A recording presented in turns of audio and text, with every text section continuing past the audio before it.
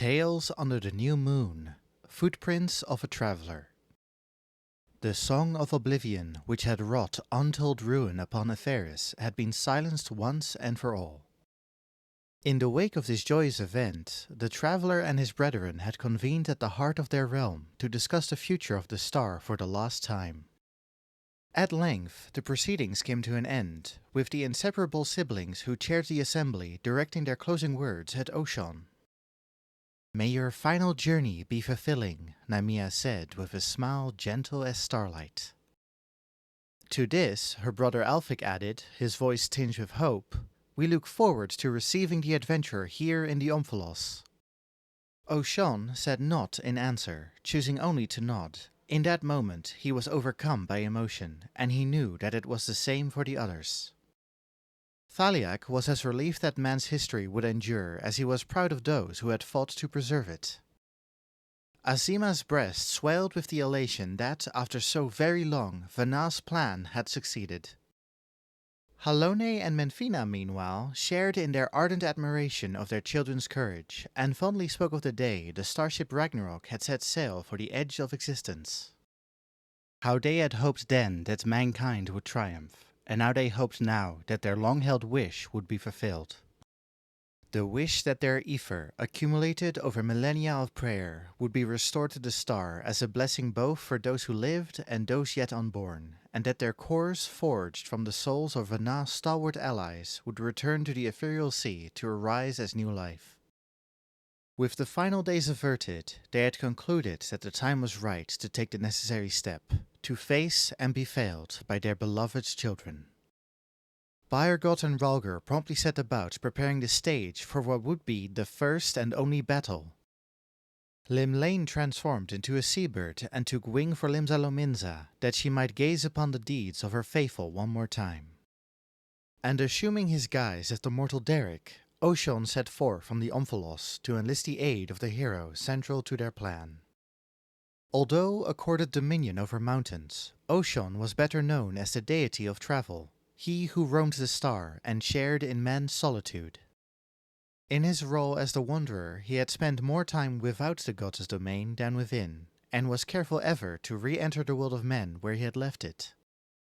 This precaution he took, lest rumors spread of a peculiar traveler capable of vanishing and manifesting at will, unlike the realm's many Aetheryte-bound adventurers.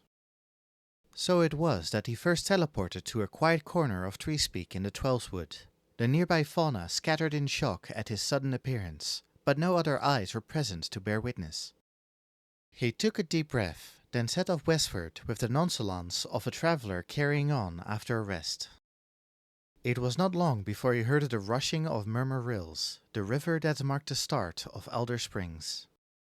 Prior to the gathering in the Omphalos, Derek had sojourned nearby in Hurstmill, and had been able to enjoy several relaxing days in the area unremarked, despite the hamlet's relative seclusion, thanks to the steady stream of adventurers who passed by it.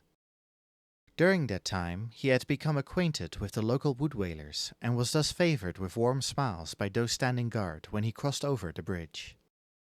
As he proceeded along the forest trail, his eyes narrowing against the descending sun, Derek pondered the route ahead.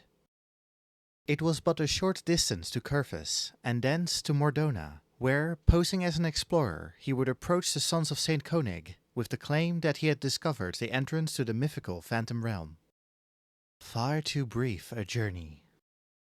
The words rose unbidden to his lips, and he knew a pang of melancholy. To ensure that his quarry undertook the request, their meeting needed to seem natural. He could not simply seek out the now disbanded Scions of the Seventh Dawn, much less their champion directly. Given said individual's keen intuition, Derek knew his true identity was not like to remain hidden for long, but it would not do to arouse suspicion from the outset.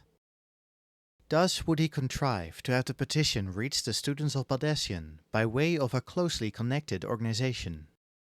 Such was the plan that Thaliak and Naldval had conceived, and the reason Derek was now bound for Mordona. Would that it could have been somewhere farther away. He looked down at the trail upon which he walked. The passage of innumerable feet had trodden the earth into a hard-packed path, much as the weight of momentous events, one layered upon the other, had defined the course of mankind's history. As a god, he yearned to become one with all the souls in the ethereal sea. But as a traveler, he could not deny that a part of him still yearned to continue exploring the star and observing men as they made their way. As such thoughts tugged at his mind, Derek passed through the gates of Fulgurt Float. Built upon a lake lest any trees be felled, this village was famed for the hospitality of its inn. Its location made it a popular waypoint for travelers and merchants en route to Kurfus, and even now a group of adventurers could be seen at the Ephorite on the central isle. He could not help but smile as he skirted the crowd, close enough to regard them, but far enough to escape their notice. And it was then that someone called out to him. "Here, you're not heading out now, are you?" He turned towards the voice to see a man sitting on a bench, likely a resident of the float. "Only, it gets dangerous after dark. You'd be better off staying the night at the Bob and Cork, if you ask me." Somewhat bemused, he glanced up to see that night had indeed begun to fall, and that the lampposts were already aglow throughout the village. "Thank you for your concern," he replied, eventually finding his words. "But I must press on. I am in some haste, you see." It was true enough. Derek's brethren had bid him find the adventurer as soon as possible, but quite apart from that, he could not bring himself to deprive another of a bed. As one of the 12, it was only natural that he placed the needs of mortals before his own. The kindly resident's gaze drifted down to Derek's feet, and it appeared as if he had something else to say, but after a moment's silence, he seemed to think better of it, and bade Derek safe travels. He thanked the man once more before taking his leave. The scenery changed dramatically the instant he stepped out of Fulgurt Float. This area had once been home to a lush and towering forest like the rest of the Twelves would, but large swaths of it had since been laid waste by the fragments of Dalamud, which had rained down during the 7th Umbral calamity. What met his gaze was a scarred land whose bowels lay exposed, with naught remaining of its ancient residents save jagged stumps and gnarled roots.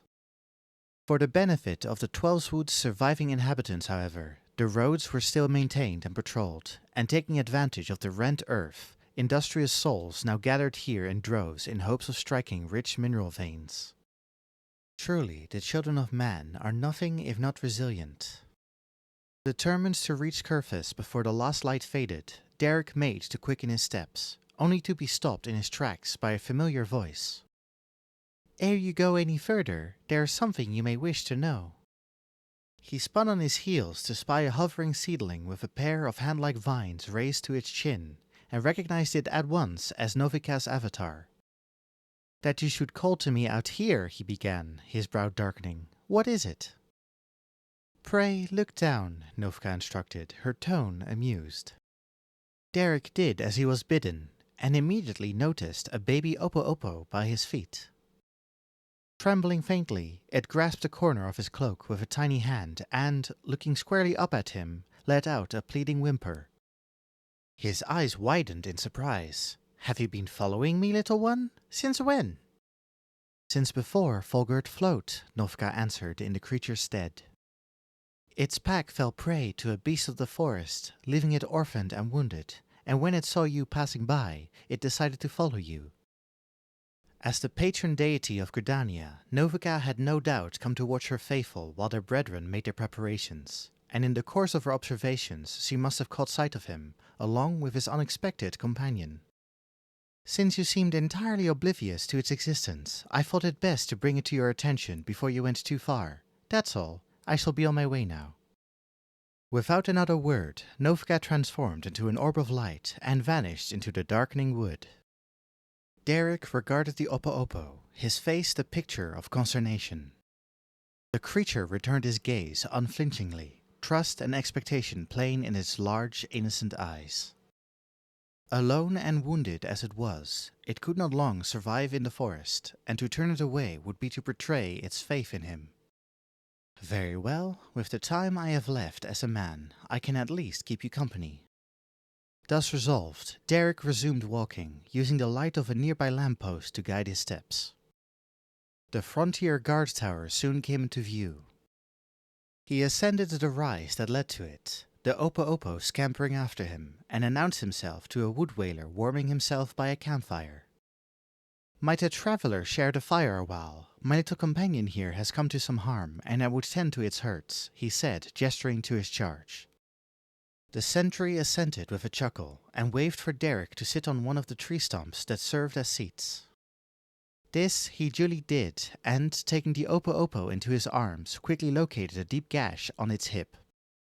When injured, he knew, wild animals were wont to move normally so as not to appear vulnerable to would-be predators, but such a wound must have been painful to conceal.